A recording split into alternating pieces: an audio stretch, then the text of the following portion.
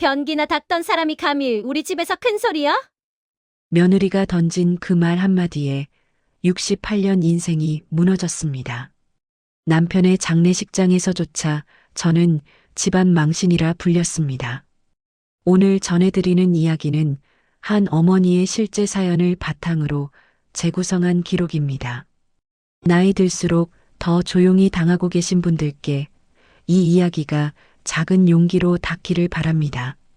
지금부터 조용히 이야기 시작합니다. 엄마, 이제 그만 나가주세요. 아들의 입에서 나온 말이었습니다. 제가 20년을 살아온 이 집에서 제 아들이 제게 집을 나가라 했습니다. 그날 저녁 저는 거실 한 구석에 서 있었습니다. 며느리 서지연 씨가 소파에 앉아 팔짱을 낀 채 저를 내려다보고 있었습니다. 아들 준호는 그 옆에 서서 시선을 바닥에 고정한 채 입술만 꾹 다물고 있었지요. 어머니, 솔직히 말씀드릴게요. 며느리가 차분한 목소리로 말문을 열었습니다. 어머니가 아버님 돌아가실 때 뭘 하셨는지 다 알아요. 병원도 안 모시고 약도 제때 안 드리고 그러고도 지금 이 집에서 편하게 사시려고요? 저는 입이 떨어지지 않았습니다. 지연아, 그게 무슨... 엄마, 아들이 처음으로 고개를 들었습니다. 하지만 그 눈빛에는 제가 아는 따뜻함이 없었습니다. 외삼촌도 그러시고 장인어른도 그러세요. 엄마가 아빠한테 잘못했다고 그냥 조용히 정리하고 나가시면 안 돼요? 그 순간 세상이 무너지는 것 같았습니다. 제 이름은 한정희, 올해 68입니다. 평생을 청소일로 살아왔습니다. 아파트 계단, 상가 화장실, 건물 복도를 닦으며 가족을 먹여 살렸지요. 손에서 빗자루를 놓은 적이 없었고 무릎에 물이 차도 참으며 일했습니다. 20해 전 남편 한태수 씨가 작은 건설업을 하다 부도가 났을 때도 제가 2곳, 3곳 현장을 뛰며 빚을 갚았습니다. 준호가 대학 갈 때도 결혼할 때도 제 손으로 번 돈을 보탰습니다. 그러다 남편이 쓰러졌습니다. 폐암 말기였습니다. 저는 일을 그만두고 남편 곁을 지켰습니다. 병원비가 모자라 집을 팔까도 고민했지만 남편은 고개를 저었지요. 정희야, 이 집만큼은 내가 지켜야 해. 그게 남편이 제게 남긴 마지막 당부였습니다. 남편이 세상을 떠난 건 3달 전이었습니다. 장례식장에서 며느리 쪽 친척들이 수군거리는 소리가 들렸습니다. 청소나 하던 사람이 남편, 병수발도 제대로 못했. 그러게. 돈이 없어서 병원도 못 모셨다던데. 아이고, 저런 사람이 시어머니라니 준호가 불쌍해. 저는 그때 그냥 넘겼습니다. 슬픔에 지쳐 있었고 따지고 싸울 힘도 없었으니까요. 그런데 오늘 제 아들이 그 말을 믿고 있었습니다. 제가 남편을 방치했다고, 제가 잘못했다고 그렇게 믿고 있었습니다. 준호야, 엄마가 언제... 엄마, 그만해요! 아들이 소리쳤습니다. 처음 보는 목소리였습니다. 장인어른이 다 정리해 주셨어요. 법적으로 이 집은 이제 제 명이고 엄마가 여기 계실 이유가 없다고요. 엄마 몫으로 드릴 돈은 따로 준비했으니까 제발 조용히 좀 나가주세요. 며느리가 자리에서 일어나 현관 쪽을 가리켰습니다. 어머니, 짐은 내일까지 싸세요. 택시비는 제가 드릴게요. 그 말을 끝으로 2사람은 안방으로 들어가 버렸습니다. 남겨진 건 저 혼자였습니다. 저는 그날 밤 한숨도 자지 못했습니다. 좁은 작은 방 구석에 앉아 남편의 낡은 수첩을 꺼내 들었습니다. 그 안에는 남편의 악필로 빼곡히 적힌 메모들이 있었지요. 정희목 반포 토지 지분 30%, 공동명의 절대 단독 처리 불가, 정도현 변호사 만약을 대비해. 저는 그제야 깨달았습니다. 남편이 제게 남긴 게 이 집만이 아니었다는 것을. 그렇다면 대체 누가 저를 이렇게 몰아내려 하는 걸까요? 다음 날 아침 며느리가 제 방문을 열었습니다. 노크도 없이 그냥 벌컥 열어젖혔지요. 어머니, 아직 짐도 안 싸셨어요? 손에는 검은색 쓰레기 봉투 2개가 들려 있었습니다. 지연아, 엄마가 할 말이 있어. 어제 그 얘기 말이야. 어머니, 며느리가 차갑게 웃었습니다. 어머니 변명하시려고요? 아버님 돌아가시기 전 3달 병원 기록 다 확인했어요. 제대로 된 치료 한 번 안 받으셨더라고요. 왜요? 돈 아끼시려고? 그게 아니라 남편이 원하지 않아서. 아, 그래요? 그럼 왜 장인어른한테는 한마디도 안 하셨어요? 아버님 친구분들한테도요? 다들 나중에야 알고 얼마나 놀라셨는데. 저는 말문이 막혔습니다. 남편은 생전에 다른 사람들에게 병을 알리는 걸 극도로 거부했습니다. 창피하다, 약한 모습 보이기 싫다고 했지요. 저는 그저 남편의 뜻을 따랐을 뿐이었습니다. 그런데 그게 지금 제 잘못이 되어 있었습니다. 준호 아빠가 그렇게 해달라고 했어. 증거 있으세요? 며느리의 목소리가 날카로워졌습니다. 증거 없으면 그냥 어머니 변명이에요. 그리고 솔직히 어머니가 평생 뭐 하셨어요? 청소일. 그것도 남의 집 화장실 닦는 거. 그런 분이 우리 집안 어른 행세하시는 게 맞아요? 그 순간 뭔가가 제 가슴을 짓눌렀습니다. 분노도 억울함도 아닌 그냥 텅 빈 공허함이었습니다. 너 지금 엄마를 무시하는 거니? 무시가 아니라 현실이에요. 어머니, 이 집은 이제 저희 명의예요. 준호 명의로 다 넘어왔고요. 어머니 몫으로 드릴 돈도 장인어른이 계산해 주셨어요. 500만 원. 충분하죠? 500만 원. 남편과 제가 20년을 살아온 이 집에서 제 몫이 500만 원이라니. 지연아, 이 집은 원래 우리 명의였어. 남편이 사망하면 배우자한테 상속되는 게 맞고. 어머니, 법 모르시면 가만히 계세요. 며느리가 핸드폰을 꺼내 화면을 제게 들이밀었습니다. 거기에는 부동산 등기부등본이 떠 있었습니다. 소유자란에는 한준호 단독 명의, 남편 이름도 제 이름도 없었습니다. 이게 어떻게... 아버님이 돌아가시기 전에 다 정리하셨대요.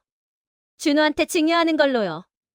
어머니는 몰랐겠지만 아버님은 똑똑한 분이셨나 봐요. 어머니한테 맡기면 나중에 복잡해질 거 아니까. 저는 그 자리에서 주저앉고 싶었습니다. 하지만 참았습니다. 준호는 뭐래? 준호요? 장인어른 말씀 따라야죠. 우리 집안이 준호 키워준 거나 마찬가지니까요. 그 말에 저도 모르게 소리가 나왔습니다. 뭐? 너희 집안이 준호를 키워? 내가 손에 물 한 마를 날 없이 일해서 대학 보내고 결혼 자금 모아준 게 누군데?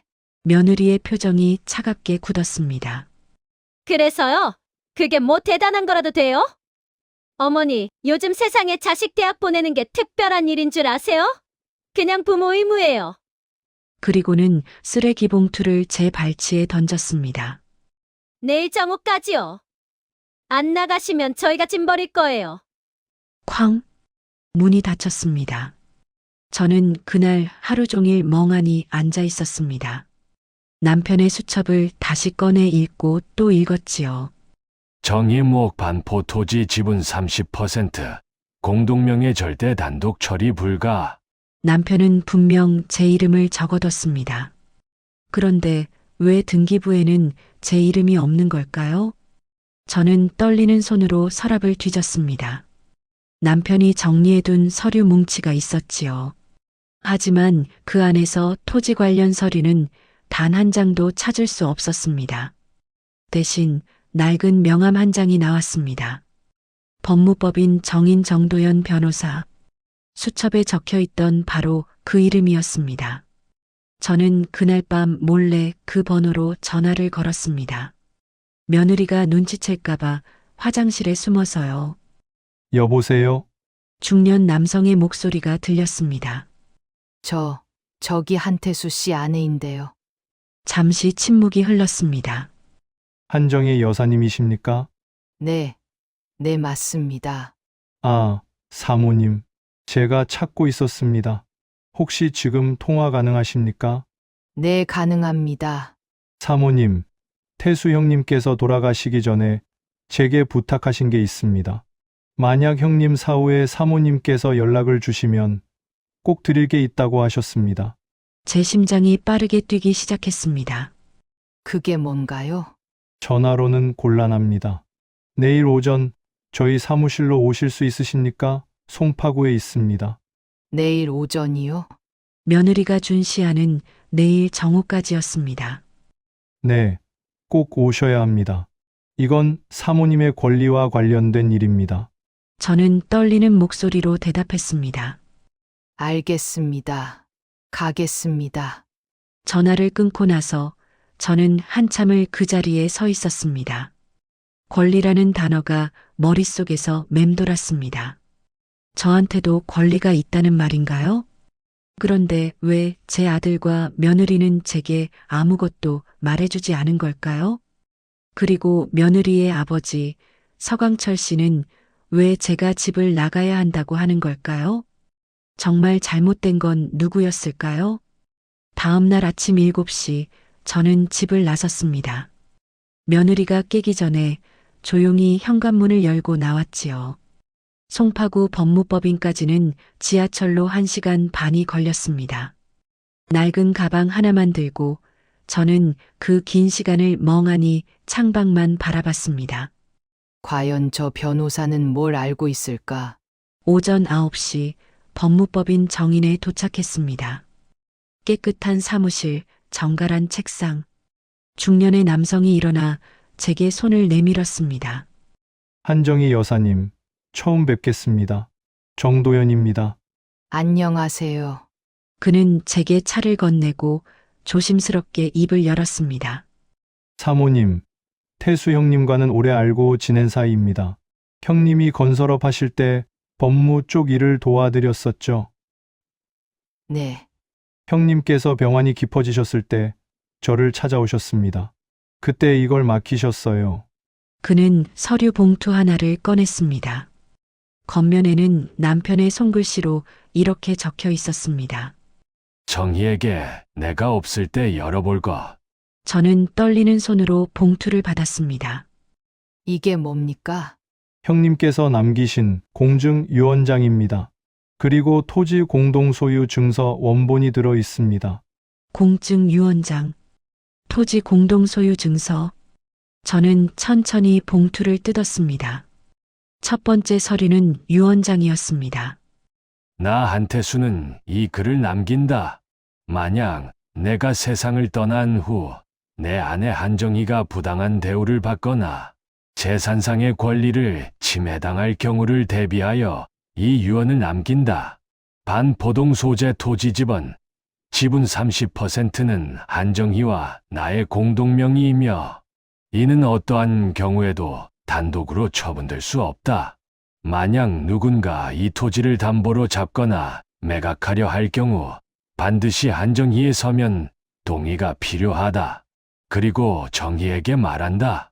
당신은 평생 나를 지켜줬고 우리 가족을 지켜줬소. 누가 뭐래도 당신은 당당한 이 집의 주인이요. 저는 그 글을 읽으며 눈물이 쏟아지는 걸 참을 수 없었습니다. 사모님, 정 변호사가 조용히 말했습니다. 형님은 아셨던 겁니다. 본인이 돌아가신 후 사모님이 어려움을 겪을 거라는 거요. 그럼 이 토지는 네, 현재 서광철 씨 명의 법인이 담보로 잡고 있습니다. 하지만 사모님 동의 없이 진행된 거라면 그 담보 설정은 무효입니다. 순간 모든 퍼즐이 맞춰졌습니다. 서광철, 며느리의 아버지, 남편의 오랜 지인이라던 그 사람.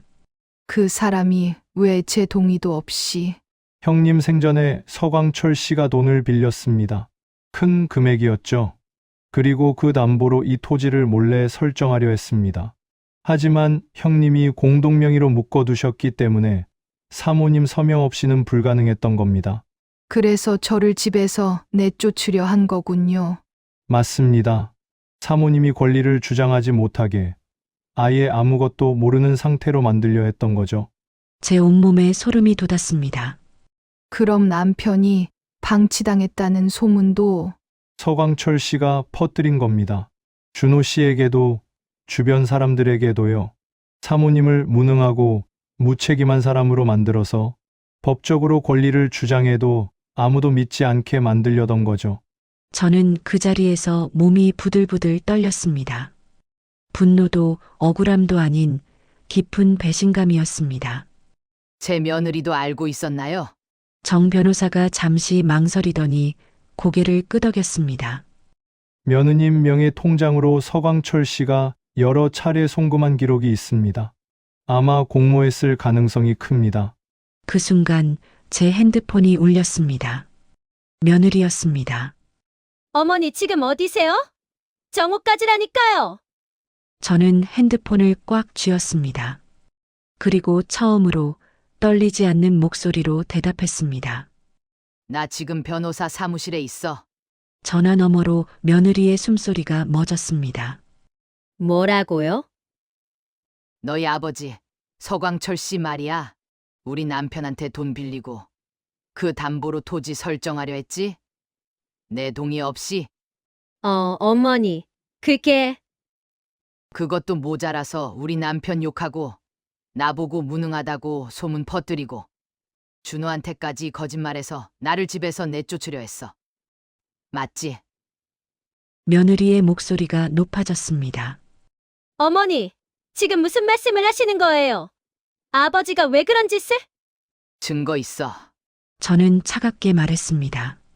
공증된 유언장, 토지 공동소유 증서, 그리고 내 아버지가 불법으로 진행한 담보 설정 서류 다 있어. 이거 법원 가면 끝이야. 전화 너머로 웅성거리는 소리가 들렸습니다. 아마 며느리가 누군가에게 급히 말하는 모양이었습니다. 그리고 잠시 후 남자 목소리가 들렸습니다. 사모님, 저 서광철입니다. 사돈이었습니다. 목소리는 여전히 부드러웠지만 그 안에 감춰진 초조함이 느껴졌습니다. 사모님, 오해가 있으신 것 같은데요. 그 토지건은 태수 형님께서 생전에 저한테 담보로 주신 겁니다. 합의하에 진행된 거예요. 합의요? 그럼 왜 제 서명이 없죠? 그건 형님께서 사모님은 그런 일에 신경 안 쓰셔도 된다고. 거짓말 그만하세요. 저는 더 이상 참지 않았습니다. 남편은 유언장에 명확히 적어뒀어요. 제 동의 없이는 절대 처분할 수 없다고. 당신이 몰래 진행한 거 다 알아요. 사모님, 서광철의 목소리가 차갑게 변했습니다. 지금 그렇게 나오시면 사모님도 곤란해지십니다. 준호 생각 안 하세요? 며느리는요? 준호는 제 아들이에요. 며느리는 제가 선택한 가족이 아니고요. 사모님, 그리고 당신은 제 가족이 아니에요. 이제부터 법적으로 처리할 겁니다. 변호사도 있고 증거도 다 있어요. 저는 전화를 끊었습니다. 손이 떨렸습니다. 하지만 이번엔 두려움이 아니라 분노였습니다. 정 변호사가 조용히 물었습니다. 사모님, 법적 대응 진행하시겠습니까? 저는 고개를 끄덕였습니다. 네, 끝까지 갈 겁니다. 평생을 조용히 살아왔습니다. 부당한 일을 당해도 참았고 억울해도 삼켰습니다. 하지만 이제는 아니었습니다. 제 권리는 제가 지킬 겁니다. 그로부터 2달이 지났습니다. 법원은 서광철 씨의 담보 설정을 무효로 판결했습니다. 남편이 남긴 유언장과 공동 소유 증서가 명확한 증거였으니까요. 서광철 씨는 대출금을 갚지 못해 회사가 부도 위기에 몰렸고 결국 본인 명의 재산 대부분을 정리해야 했습니다. 며느리 서지연 씨는 아버지 일이 터진 후 SNS 계정을 모두 삭제하고 모습을 감췄습니다. 주변에서는 친정으로 돌아갔다는 소문이 돌았지요. 그리고 제 아들 준호. 준호는 한 달 전 찾아왔습니다. 송파구 법무법인 앞에서 저를 기다리고 있었습니다. 엄마, 준호의 얼굴은 많이 수척해져 있었습니다. 엄마, 미안해요. 정말 미안해. 저는 아무 말도 하지 않았습니다. 그냥 아들의 얼굴을 가만히 바라봤지요. 장인어른한테 다 들었어요. 엄마가 잘못한 게 아니라는 것도, 아빠가 유언까지 남기셨다는 것도 엄마. 나는 왜? 아들이 그 자리에서 울었습니다. 저는 그때 알았습니다. 아들도 피해자였다는 걸. 거짓말에 속았고, 이용당했고, 결국 가족을 잃을 뻔했던 사람이라는 걸. 하지만 동시에 이것도 알았습니다. 아들은 제 말을 한 번도 제대로 들으려 하지 않았다는 것. 쉽게 남의 말을 믿고 저를 밀어냈다는 것. 준호야, 저는 조용히 말했습니다. 엄마는 내가 미안하다고 해서 모든 게 돌아올 거라고 생각하진 않아. 내가 나한테 한 말들, 나를 바라보던 그 눈빛, 그건 쉽게 지워지지 않거든. 엄마, 하지만 넌 내 아들이야. 그건 변하지 않아. 저는 그렇게 말하고 아들의 어깨를 한번 토닥였습니다. 시간이 필요해. 나도, 너도. 아들은 고개를 끄덕였습니다. 지금 저는 남편과 함께 살던 집으로 돌아와 있습니다. 준호는 따로 작은 집을 얻어나갔고 저는 이 집에서 혼자 지내고 있습니다. 가끔 준호가 연락을 합니다. 엄마, 밥은 드셨어요? 엄마, 오늘 날씨 춥던데 괜찮으세요? 저는 짧게 대답합니다. 응, 먹었어. 응, 괜찮아. 관계는 천천히 회복되고 있습니다. 완전히 예전처럼 돌아갈 순 없겠지만 그래도 조금씩 다시 쌓아가고 있습니다. 그리고 저는 요즘 다시 일을 시작했습니다. 청소 일은 아니고 아파트 관리사무소에서 소일거리로 하는 작은 일입니다. 돈이 필요해서가 아니라 그냥 사람들과 이야기하고 싶어서요.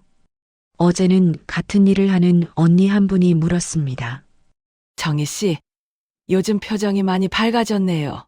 무슨 좋은 일 있어요? 저는 웃으며 대답했습니다. 그냥 제가 누군지 알게 된 것 같아요. 평생을 누군가의 엄마로, 누군가의 아내로, 누군가를 위해 일하는 사람으로만 살아왔습니다. 하지만 이제는 압니다. 저는 한정이라는 이름을 가진, 권리를 가진, 존중받아야 할 한 사람이라는 것을요. 나이가 들수록 세상은 우리를 조용히 있으라고 합니다. 참으라고, 이해하라고, 넘어가라고 말하지요. 하지만 저는 이제 압니다. 조용히 당하는 게 미덕이 아니라는 것. 제 권리는 제가 지켜야 한다는 것. 그리고 그건 여러분도 마찬가지라는 것을요. 여러분이라면 이 상황에서 자식을 어디까지 용서하셨을까요? 그리고 여러분의 가족이라면 과연 어떤 선택을 하셨을지 조용히 여쭤보고 싶습니다.